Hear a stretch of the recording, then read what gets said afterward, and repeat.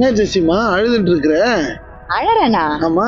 இல்லப்பா, தூசி பட்டுருச்சு, கண்ணுல இருந்து தண்ணி வருது. கண்ணுல தண்ணி வந்தா அழுதுன்னு தானே சொல்லுவாங்க. அப்படி எல்லாம் இல்ல, நிறைய ரீசன்ஸ் இருக்கு கண்ணுல இருந்து தண்ணி வர்றதுக்கு. எனக்கு கூட நிறைய வகையான கண்ணீர் தெரியும். நீலி கண்ணீர், ஆனந்த கண்ணீர், சீரியல் கண்ணீர், நடிப்பு கண்ணீர். வணக்கங்க. கண்ணுல இருந்து தண்ணி வருவதற்கு நிறைய ரீசன்ஸ் இருக்குங்க. ஒண்ணு, நம்மளுடைய கண்கள் எப்பவுமே லூப்ரிகேட்டடா இருக்கணுங்கிறதுக்காக தண்ணி வரும்.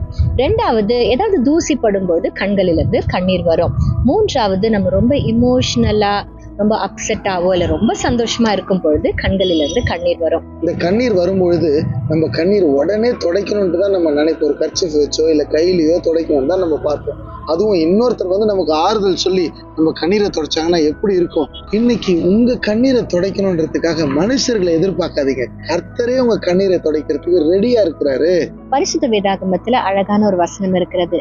கர்த்தராகிய தேவன் எல்லா முகங்களிலும் இருந்து கண்ணீரை துடைத்து தமது ஜனத்தின் நிந்தையை பூமியில் இராதபடிக்கு நீக்கி விடுவார்.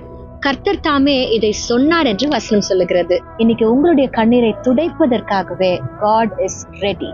Allow God to wipe all your tears. Have a nice day. God bless you.